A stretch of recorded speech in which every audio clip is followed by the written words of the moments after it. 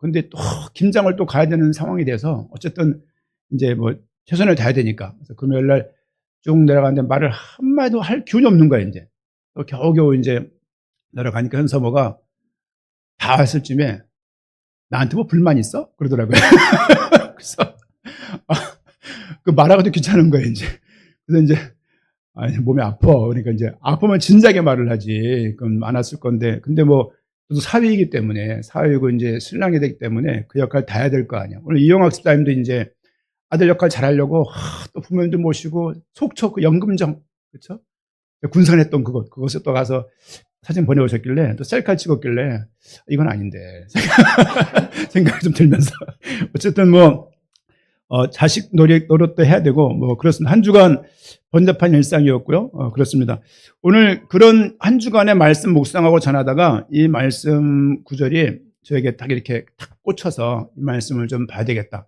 그러니까 사실 저한테는 더 큰 은혜가 되는 거예요. 왜냐하면 이 말씀을 왜 골랐으며 이 말씀이 나한테 어떤 은혜를 주었으며 전달해야 되겠다는 마음 먹기 때문에 더 전 은혜가 되지만 말씀을 또 주중에 말씀을 못 듣고 처음 듣는 사람들은 뭔 말인가 하는 거예요. 저는 그래서 연속 선상의 말씀을 전하기 때문에 그렇다고 생각하지만 아니구나 생각을 요즘 계속 하고 있어요. 청년들이 반인데 청년들이 이거 알고 넘어가면 좋겠다. 그런 상황 때문에 말씀을 조금 준비했다가 다시 털고 말씀을 좀 이렇게 재정리하는 시간이었습니다. 말씀이 육신이 되어라는 말을 우리가 통상 어떤 말로 하나요? 신학적인 용어이면서 흔히 아는 일상적인 용어인데 말씀이 육신이 되었다. 세 글자입니다. 성육신. 이 말씀을 처음 들어본다. 이 단어를 청년들. 알죠? 성육신을 우리가 인카네이션 그래요. 인카네이션. 그러니까 말씀이 육신이 된 거예요. 우리가 십자가 부활을 기독교의 핵심이라고 말합니다. 근데 십자가와 부활 전에 이미 어마어마한 일이 이 지구상에 우리 인생사에 큰 일이 발생했는데 그것이 뭐냐면 성육신입니다. 성육신은 하나님이신 그분이 이 땅에 들어오신 거예요. 그러면 저는 이 의미가 너무 큰 거예요. 이 의미가. 단어는 여러분과 공유할 수 있지만 이 의미는 각자에게 이게 다가와야 돼요. 다가오라고 말했다고 다가올 수 있는 것도 아니죠. 우리 태양으로부터 지구가 한 1억 5천만 킬로미터 떨어져 있대요. 1억 5천만 킬로미터. 태양에서 빛이 딱 출발하면 8분 20초가 돼야 그 빛이 지구에 도착해요. 빛이 1초에 지구를 몇 바퀴 돌죠? 7바퀴 반을 돈대요. 1초에. 1초 이 시간에 지구를 7바퀴 반을 도는 거예요. 이게 8분 20초 걸릴 것 같으면 거리가 얼마나 먼 거리입니까? 그런 거죠. 우리 인생 가운데 태양빛이 왔다는 것도 너무 귀한 일인데 빛 대신 하나님께서 우리 인생에 왔다는 것은 이거는 여러분이 삶을 살아가면서 이렇게 좀 발견했으면 좋겠다는 생각이 좀 듭니다. 말씀이 육신이 되어 우리 가운데 거하심에 스쳐 지나간 것이 아니고 거주하시는 거예요. 말씀이 우리 삶 가운데 우리 영혼 가운데 거주하시면서 우리가 그의 영광을 보니 아버지의 독생자의 영광이요 은혜와 독생자 그 예수님을 알고 보니까 하나님이 이 땅에 보내신 독생자이시고 그 안에 은혜와 진리가 충만한 거예요. 하나님을 믿는 우리들은 기본적으로 은혜와 진리가 이렇게 충만해야 됩니다. 어저께 김장을 저는 좀 몸이 부실부실해서 어저께 좀 쉬면서 촬영만 했었는데 왔다 갔다 하면서 일부러 여러분과 함께 공유할 이 풍경은 너무 아름다운 거야. 김장한다는 거 여자가 할 일이 아닌 것 같아 보니까 이게 남자의 도움이 필요하고요. 목사님 저는 다음 주일날 우리 처갓집에 김장을 해요. 빠질 것 같습니다. 다녀오세요. 왜냐하면 김장은 이게 물론 우리 도훈이가 아주 절대적인 힘이 필요해서 아주 그냥 쉽게 어제 끝냈습니다만은 이게 아름다운 거예요. 모여가지고 할머니와 딸과 아들이 이렇게 어울려가지고 여자도 물론 해야 되지만 남자도 당연히 해야 돼. 이거 우리 아랫세대에서는 끈질 문화 같아요 보니까. 우리 집안 도훈이가 이걸 익혔으니까 이제 뭐 전달될지 모르겠지만 우리 하은이 의원이 김장을 할지 모르겠어요.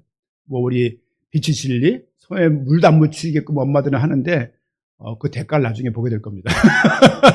물 묻히게 해야 돼요. 물 묻혀야 아이들이 건강한 삶을 살 수 있습니다. 안 그러면 다 사 먹거든요. 어쨌든 김장하면서도 이건 종교다. 김장은 종교예요. 제가 작년 전에 모시고 병원을 다녔는데 시골길이잖아요. 다니다 보니까 마당에 나와서 다 김장해요. 그날. 논산시에서 정했냐고요. 이날 김장하라고. 안 정했는데 그 엄마들은 촉이 있는 거야. 언제 한다. 남들에게 보란 듯이 나와가지고 가족 많이 온 걸 다 보이면서 김장하는 거야, 이렇게. 막 떠들어가면서 이렇게. 우리 가족 왔다, 너희 가족 안 왔지? 이런 느낌도 들고. 그 뭐 경쟁이라고. 그러면서 온 가족이, 온 시골이 다 김장해요. 병원 갔는데 사람들이 없어요. 왜? 김장하느라고. 작년에는 왈, 이보라. 예. 오늘 병원에 사람이 없어. 보통 1시간 반, 1시간 이상 걸려. 왜 없는 거죠? 왜 김장하는 날이야? 누가 정했냐고요. 그러면서 이게 삶에 또 우리 뭐 유승호 권사님이랄지 이정수 장로님이 글을 띄웠잖아요. 이렇게 이 시골에 대한 정치, 이게 아름다움 있는 분들이라서 그걸 보면서 마음이 좀 훈훈하고 그랬습니다. 여러분, 복음은 종교하고 다릅니다. 종교는요, 여기 오르막길이 있다면, 사다리가 있다면 계속 올라가는 게 종교예요. 끝없이 올라가다가 어느 순간에 목표 지점에 딱 다다랐다라고 이거다라고 외치는 게 종교예요. 또는 이걸 못 얻었지만 얻으려고 계속 올라가는 것이 종교입니다. 기본적으로 행위를 기본으로 해요. 행위. 우리가 뭐 칼빈이즘, 알미니안 그러는데요. 신학에서는 요즘에 그 신학 어떤 지인들이 다른 교회를 가면서 인도받으면서 세가족 교육을 받고 있더라고요. 목사님, 여기서는 칼빈의 이정론 배웠어요. 세가족 교육인데 칼빈의 이정론 그런 걸 교육을 이제 배우는 거죠. 물론 많은 걸 배우는 거죠. 그걸 들으면서 그렇구나. 그렇죠.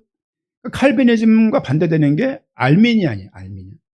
칼빈은 뭘 말하냐면 전적으로 구원은 하나님이겠다라고 말을 하고, 알미니안은 신인 협동, 신과 하나님과 인간이 협동을 해서 구원이 완성되고 이루어진다라고 말하는 거예요. 보통 감리교, 침례교, 성결교 이런 계통들이 알미니안 신학을 기본으로 하고 있고, 이단이냐? 이단은 아니에요. 이단은 아니지만 교리가 그렇다고. 교리가. 칼빈, 장로교랄지 뭐 합동, 뭐 예를 들면 고신, 뭐 대신 이쪽 계열들은 주로 절대 주권, 하나님에서 구원받았다라고 이걸 인정하는 거예요. 이게 미세한 거지만 신앙생활에 많은 차이를 줍니다. 어쨌든 종교는 우리가 할 수 있다 이거예요. 그래서 그런 과정을 통해서 구원을 얻는 것이 종교가 추구하는 바입니다.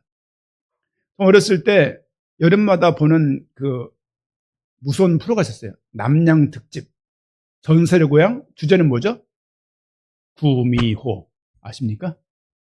전설의 고향 보면 뭐가 있냐면요. 어느 날 갑자기 아버지가 아프신 거예요. 시골에 사는 딸아이야.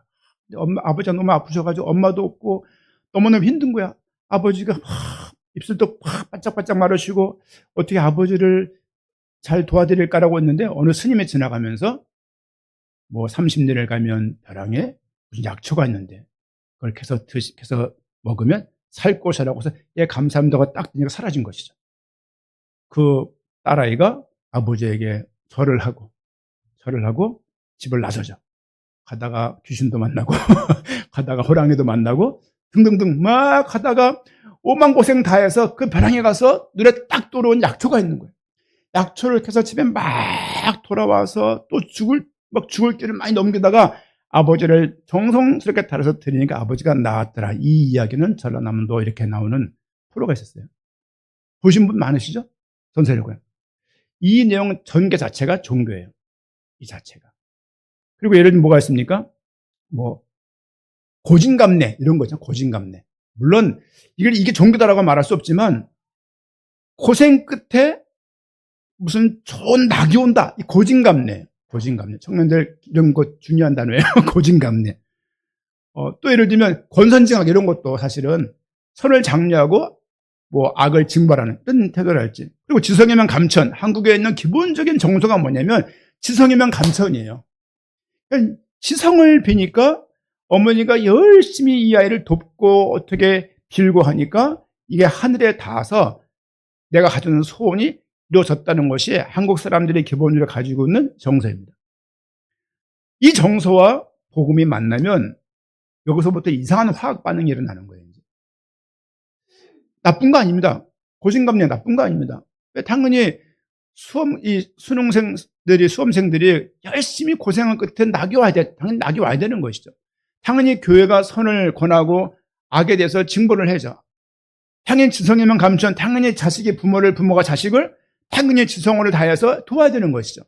하지만 이 자체가 신앙생활에 들어오게 되면 뭔가가 이상해져요. 복음은 올라가는 게 아니라 우리에게 내려온 거예요. 그렇죠? 그리고 우리가 할 수 없다고 인정하는 게 복음이에요. 우리가 할 수 없다는 것을 아시고 주님께서 이 땅에 내려오신 거예요. 이걸 성육신이라고 말합니다. 복음은 우리가 할 수 없습니다. 우리의 무력함을 주 앞에서 인정하는 겁니다. 그런 과정을 통해서 구원을 얻는 것이 복음이라고 말할 수 있습니다. 물론 믿는 사람들이 최선을 다해서 믿는 것 당연한 것이죠. 그런데 구원을 이루는 측면에서는 우리의 의와 우리의 행위로, 우리의 열심으로 이룰 수 없다고 말하는 것입니다. 말씀을 한번 봅니다. 마태복음 3장 17절 말씀 보니까 화면에도 떠 있는데요.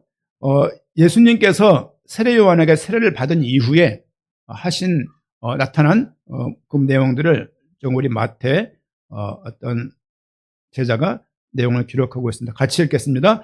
하늘로부터 소리가 있어 말씀하시되 이는 내 사랑하는 아들이요 내 기뻐하는 자라 하시니라. 하늘로부터 소리가 있어 말씀하시되 이는 내 사랑하는 아들이요. 성자 하나님께서 이 땅으로 내려오신 거예요. 그를 말할 때 그냥 지나간 것이, 세례를 한두 번 받았습니까? 그때 하늘에 소리가 있어 내 사랑하는 아들이요 내 기뻐하는 자라 하시니라. 빌립보서 2장 6절에서 8절 말씀 한번 내용을 보겠습니다. 빌립보서 2장 6절에서 8절 말씀 같이 읽겠습니다. 그는 근본 하나님의 본체시나 하나님과 동등됨을 취할 것으로 여기지 아니하시고 오히려 자기를 비워 종의 형체를 가지사 사람들과 같이 되셨고 사람의 모양으로 나타나사 자기를 낮추시고 죽기까지 복종하셨으니 그 십자가에 죽으심이라. 사람들과 같이 되셨고 사람의 모양으로 나타났다. 그렇죠? 인카네이션, 성육신, 그분이 이 땅에 사람의 모양을 가지고 이 땅에 오신 거라고요. 디모데전서 3장 16절입니다. 너무 잘 아는 구절인데요. 같이 읽겠습니다.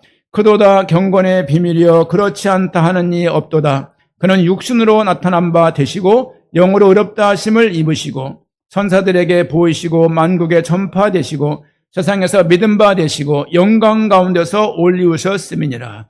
육신으로 나타낸 바 되시고 하나님이신 그분이 이 땅에 육신으로 나타나신 거예요. 여러분 이거는 어마어마한 이야기입니다. 우리 집에 오늘 출근해서 못 나온 둘째 대현이가 집에 도마뱀을 키워요.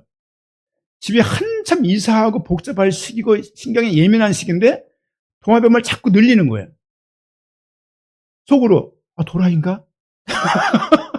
아니 지금 막 차 세차분을 쓰레기로 버리는 상황에서 뭘 챙기고 자기 취미생활할 상황이 아니잖아 지금. 얘가 먹이가 필요하잖아요. 먹이가 귀뚜라미예요. 귀뚜라미 또 한 통을 사왔어요. 밤새 오래요. 귀뚤. 이사는 해야 되는데 이게 도라이 맞구나. 저 어떡하지? 그러는 상황인데 그 아이가 그냥 누구보다 걔들이 정말 진심이에요. 강아지 한번 밥 굶기면요 집안 난리 납니다. 어머니 강아지인데 예삐라고요. 집사람과 유일하게 싸우는 경우는 강아지 때문이에요. 왜? 그 아이를 홀대했거나 그 아이를 뭐 여러 가지로 못 떼어주면 애가 변신을 합니다. 평상시에 보던 모습이 아니에요. 도라이구나. 내 아들인데. 근데 그 친구가 강아지 집, 강아지 옷, 다이소 가서 목도리 사오고, 옷 사오고, 신발 사오고, 아주 엄마 아빠 목도리 사준 적 있냐고. 다해서 가깝기 때문에 사온 거라는 거예요. 그랬겠죠. 걔 집을 빨아주고 막 그냥 지 옷도 잘 안 빨면서. 그러면서 근데 그렇게 강아지를 좋아하고 동화뱀을 좋아하지만 동화뱀 그 밥 먹일 때 그 얼굴에 그 순진무구함과 그 천진난만함과 그 평화로움이요. 거의 이해가 안 가요. 동화뱀 색깔도 이상해요. 아주 비호감 딱 하는 색깔인데 막 좋다고 막 먹여주면서 엄마 이거 보라고 엄마 질색을 하고. 근데 이 아이가 좋아하지만 동화뱀은 집에 들어가서 자지 않습니다. 자기 집에서 따로 자요. 이렇게. 무슨 말이냐면 주님께서 이 땅에 우주를 창조하시고, 여러분 우주라는 게 가늠이 안 되잖아요. 전 천체과학에 굉장히 일상적인 취미가 있어요. 신문 뉴스 나올 때 다른 거 안 읽혀. 근데 우주선이 발사됐다 그러면 제가 읽혀요. 그리고 무슨 뭐 혹성이 다가온다, 행성에 문제가 있다, 이게 전 읽혀요. 그게 읽히고 한 번 더 검색을 해보게 되는 그런 사람이거든요. 여러분 태양에서 수금치, 수성, 금성, 지구 요 상황에 대해지만 요 정도 온도가 돼야 생명체가 존재할 수 있다는 거예요. 과학적으로. 놀랍지 않나요?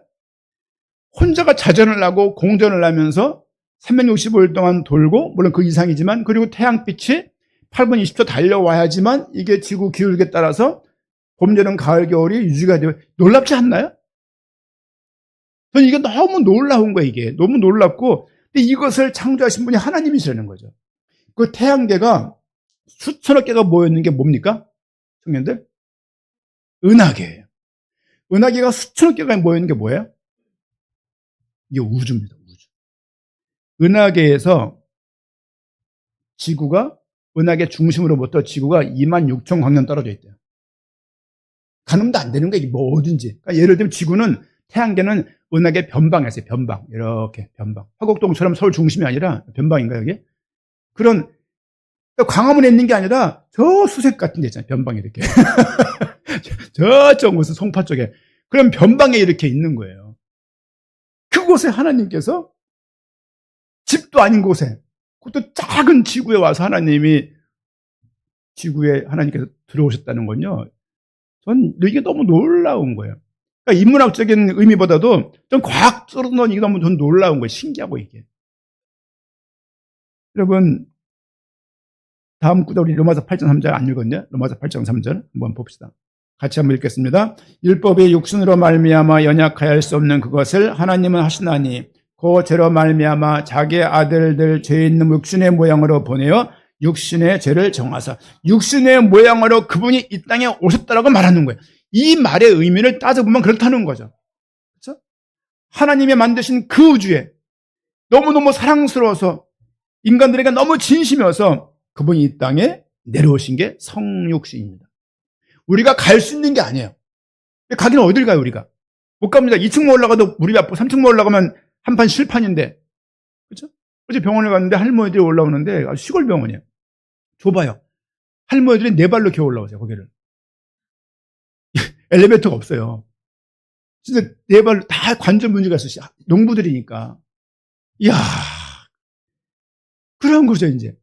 그러니까 의사를 만나도 다 올라와야 돼. 근데 하나님은 네 발을 다 동원해도 올라갈 수 없다고요.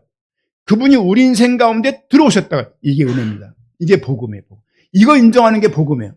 근데 워낙 의지가 굳은 사람들은, 젊은 사람들은 무엇을 할 수 있으니까 다 할 수 있다고 생각하는데 그렇지 않습니다. 살아가면서 발견하게 될 거예요. 아, 결국은 이만큼 우리가 약하구나. 여러분, 인간이 생각보다 약합니다. 그렇죠? 지금 젊은이들 1, 20년 내에 더 잡을까요? 20, 30년 내에 노안도 오고 갱년기도 오고 가만히 앉았다가 춤에 괜히 이렇게 살에 들리고, 그리고 일어나려면 몇 번 단계가 필요하지. 잡거나 뭐 이렇게 그래, 여러분 남의 얘기가 아니에요. 많이 먹지 마세요. 음식 잘 깨끗한 거 드시고, 장로님 음식 깨끗한 거 드시잖아요. 얼마 전에 햄버거를 처음 써보다는 거예요. 깜놀. 나도 안 먹는 편인데 햄버거. 그러니까 여러분들 음식 너무 많이 먹고 너무 뭐 그냥 아무 때나 뭐 그러지 마세요. 나중에 그 몸으로 대가 물어요. 대가 묻니다. 하나님 주신 이 몸들을 정말 우리 인생 가운데 주를 위해서 건강뿐만이 아니라 복음도 건강했으면 좋겠어요. 네. 복음과 종교. 복음은 하나님께서 우리에게 찾아온 것입니다. 두 번째는 복음은 은혜다는 제목 가지고 말씀을 좀 보고 싶은데요. 우리 시편 32편 1절 2절을 읽겠습니다. 새벽에 한번 봤던 말씀인데요. 이런 죄를 용서받을 수 있나? 라고 하는 사건 중에 하나가 다윗의 어떤 어떻게 말하면은 한 가정을 파탄내고 한 여인을 왕의 권력을 통해서 아내를 삼았던 사건이 있어요. 그 이름이 밧세바고 그 남편 이름이 우리아입니다. 우리아는 다윗에게 있어서 굉장히 중요하고 오른팔과 같던 장군이었어요. 한 나라를 위해서 다윗이 내린 그 어명을 붙잡고 한 전쟁터에 나가서 목숨을 들인 그런 장군이었어요. 결국 그를 죽이고 뺏은 아내가 밧세바예요. 근데 이걸 아무도 모르는 거예요. 왜? 조작해서 조정해서 그렇게 계획해서 우리 장군을 죽였기 때문에. 근데 본인은 아는 것이죠. 나단 선지자하고. 그 말씀을 나단 선지자의 지적을 듣고 쓴 시가 시편 51편과 시편 32편이 그 시입니다. 1절 2절 말씀을 같이 한번 시편 32편 1절 2절 같이 한번 읽어보겠습니다.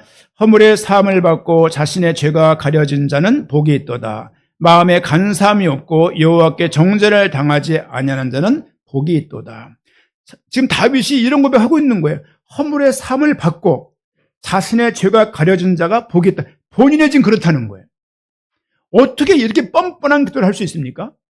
그럼에도 불구하고 하나님께서 이 죄를 해결해 주실 거라는 그 믿음이 있기 때문에 이런 기도를 드릴 수가 있는 것이죠. 여러분, 살아가면서 부족할 수 있고 연약할 수 있고 윤리적으로 봐도 죄고 신앙적으로 봐도 연약할 때가 많이 발견될 거예요. 그때 회개하십시오. 뭐 괜찮아, 구원받았으니까. 그렇게 하지 마시고 건강한 신앙 아닙니다.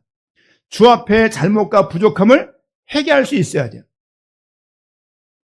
가정에 계신 분들은 가정이 중요한 줄 알고 남편은 아내를, 아내는 남편을 존중히 여겨야 될 것이고, 그렇죠? 가정 깨는 일 정말 나쁜 일입니다. 그리고 청년들은 정결한 모습으로, 성결한 모습으로 주 앞에서 하나님을 향해서 잘 깨끗하게 살아가야 될 것은 말할 것도 없습니다. 그냥 마시자 부어라 하지 마시고, 술 먹는 거 아무것도 아니에요. 아무것도 아니지만 아무것도 아니라고 생각하는 그 중심 자체가 조금씩 견나가는 겁니다. 여러분, 술 먹는 게 죄입니까? 죄라고 어떻게 말할 수 있어요? 저는 제가 아버지 얘기를 가끔 하면 이제 울컥울컥 하는데, 왜냐면은 그런 부분인 거 너무 불쌍한 거죠. 이제 평생 술을 드시고 사시다가, 그럼 수요일인가도 한번 이 말씀을 듣다가 제가 뭐 울컥해서 울고 말았는데, 여러분, 하나님이 부르신 우리 이 구원을 정말 귀하게 여기십시오.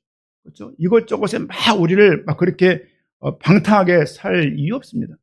로마서 4장 5절 말씀 보니까 로마서 4장 5절 말씀 같이 읽겠습니다. 이를 아니할지라도 경건하지 아니한 자를 의롭다 하시는 이를 믿는 자에게는 그의 믿음을 의로 여기시나니. 일을 하지 말자 그 얘기가 아니라 내 구원을 위해서 내가 한 것이 아무것도 없는데 그 자를 하나님께서 의롭다고 여기셨다고 말씀합니다. 6절, 7절, 8절 말씀 같이 읽으면요, 이런 것이 없이 하나님께 의로 여기심을 받는 사람의 복에 대하여 다윗이 말한 바, 이 내용이 아까 시편 32편 1절과 2절을 인용한 말씀이에요. 7절 같이 읽습니다. 불법이 사함을 받고 죄가 가려짐을 받는 사람들은 복이 있고 주께서 그 죄를 인정하지 아니하실 사람은 복이 있도다 함과 같으니라. 죄가 있는데 주님은 죄로 인정하지 않는 거예요. 여러분, 우린 그런 사람인 거예요. 아니, 여러분, 하나님 모르고 사는 사람이 얼마나 많습니까? 하나님 모르고 착하게 사는 사람이 얼마나 많습니까? 윤리가 구원의 기준이라면 더 윤리적인 사람이 구원을 받는 거예요. 하지만 윤리가 구원의 조건이라고 말하고 있지 않습니다. 아무리 그가 윤리적이라는 사람이고 공자, 맹자 이런 사람처럼 아주 한 시대에 존경받을 만한 사람이라 할지라도 하나님을 만나지 못하면 지옥 가는 거예요. 이게 성경에서 말하고 있는 바인 거예요. 이 모든 사람이 죄를 범하였고 지옥 갈 수밖에 없는데 이 문제를 해결하기 위해서 하나님께서 이 땅에 오셨다는 거예요. 이 자체가 믿어지는 것은 하나님이 도우셔야 가능한 겁니다. 전도를 많이 해보면서 하면서 많이 듣는 그 답변 중에 하나가 뭐냐면, 전 교회 안 나가요 그러더라고요. 교회 안 나오는 거 아닙니다. 교회 못 나오는 거예요. 본인이 선택해서 교회를 안 나가고 있다고 생각하는 거예요. 아니요. 교회를 못 나가고 있다고요.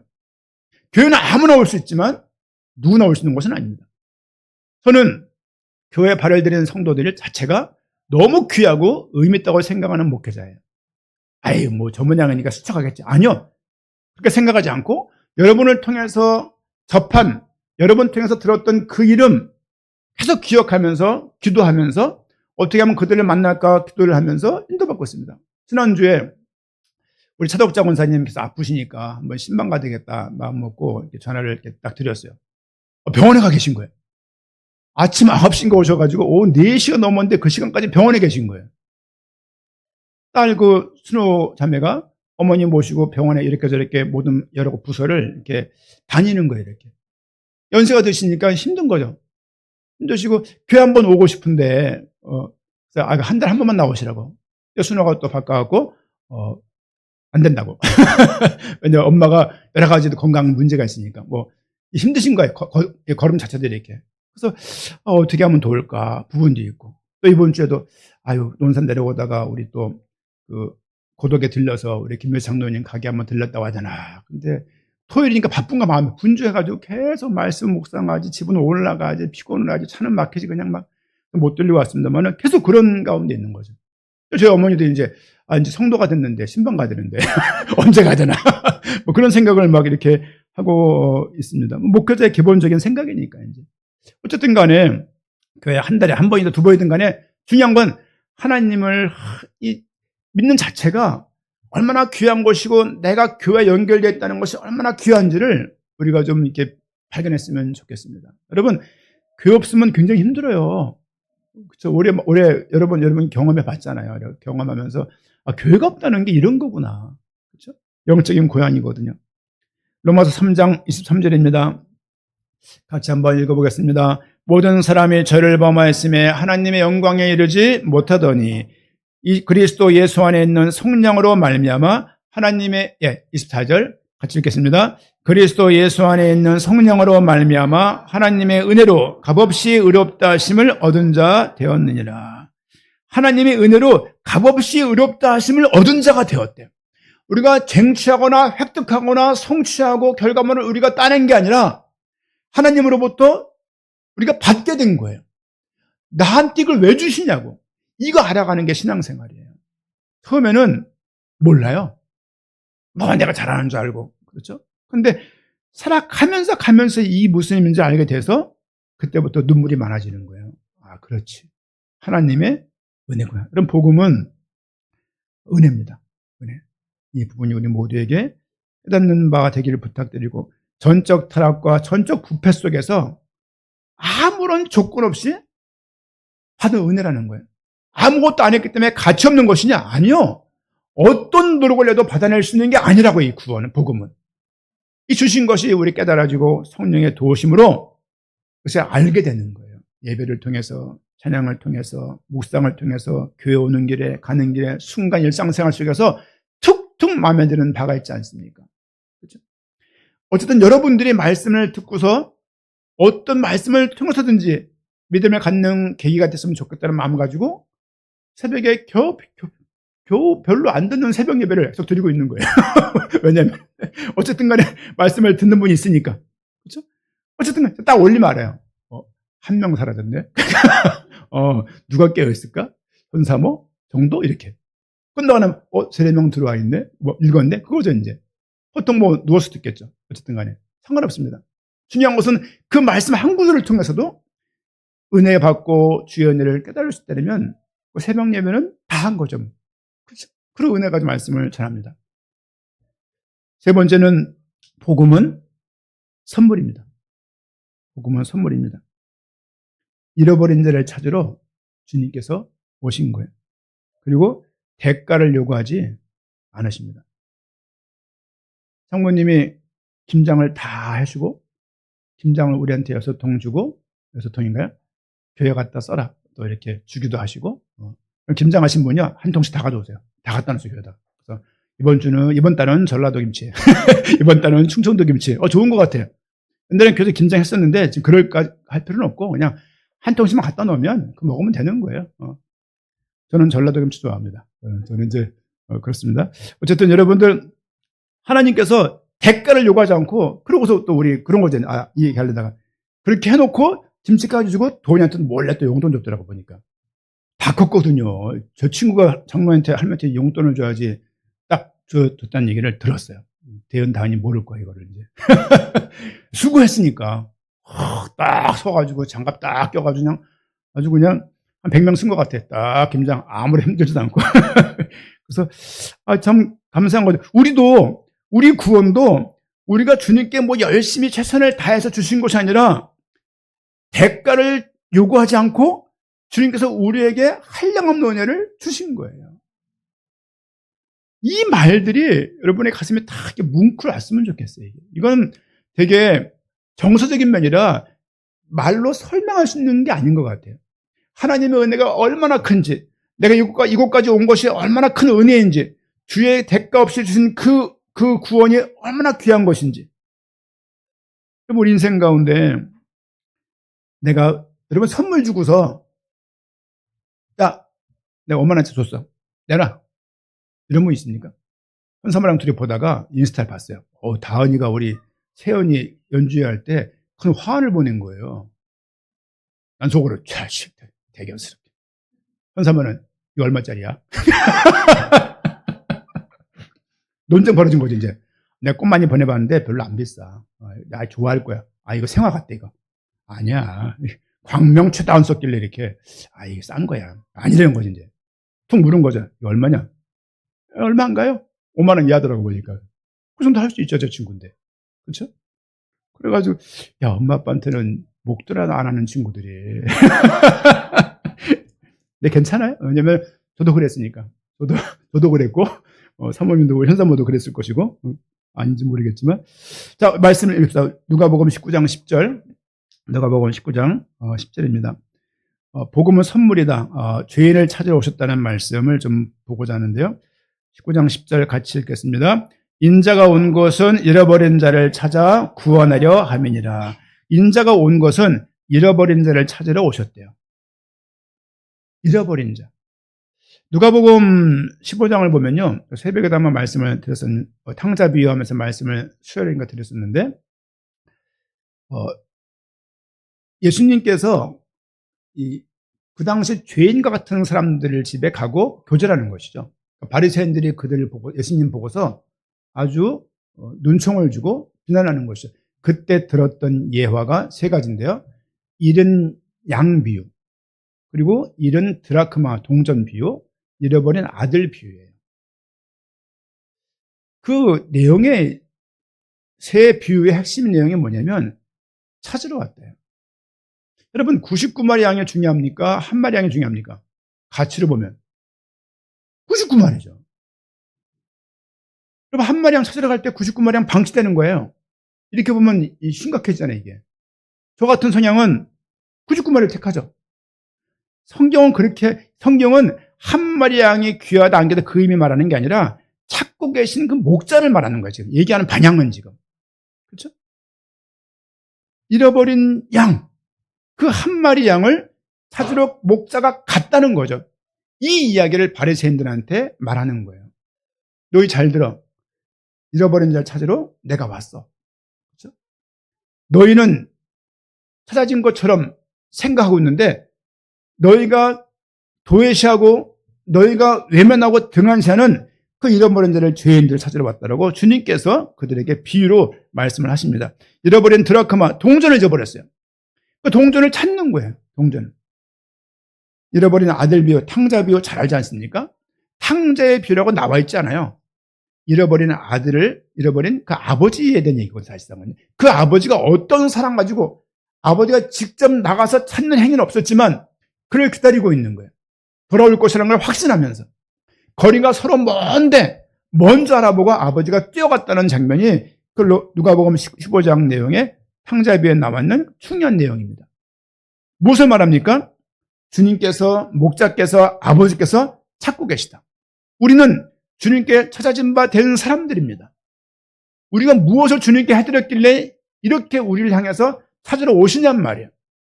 말씀 안 드렸습니까? 태양계에서, 그렇죠? 태양에서 먼 이 지구에 은하계 저 구퉁에 있는 이 은하계, 우주 속에서는 어디에 있는지 모르겠대. 은하계 자체가 우주 중앙에 있지 않대요.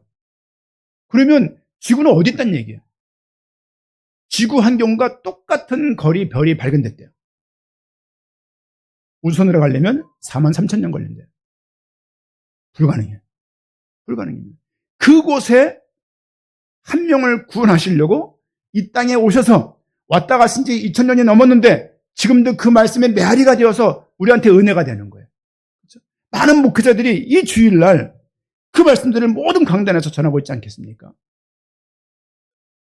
복음은 종교가 아닙니다. 복음은 은혜입니다. 은혜. 복음은 우리에게 주신 선물입니다. 누가복음 5장 32절 말씀 보니까 누가복음 5장 32절 같이 한번 읽습니다.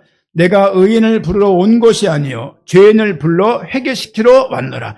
죄인을 불러서 회개시키러 왔대요. 여러분, 회개는요 하나님의 절대적인 주권의 역사입니다. 내가 하는 것 같지만 하나님이 그런 기회를 주셨기 때문에 회개가 가능한 거예요.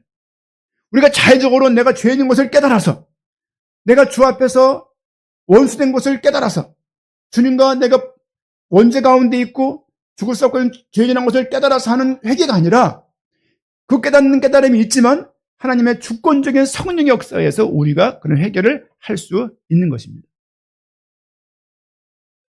그 말씀을 화면에 안 띄었습니다만 마태복음 한번 읽겠습니다. 마태복음 9장 13절 한번 찾아보겠습니다. 마태복음 9장 13절 말씀.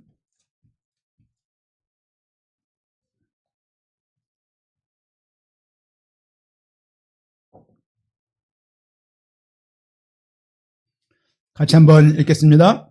너희는 가서 내가 긍휼을 원하고 제사를 원하지 아니하노라 하신 뜻이 무엇인지 배우라. 나는 의인을 부르러 온 것이 아니요 죄인을 부르러 왔노라 하시니라. 아멘.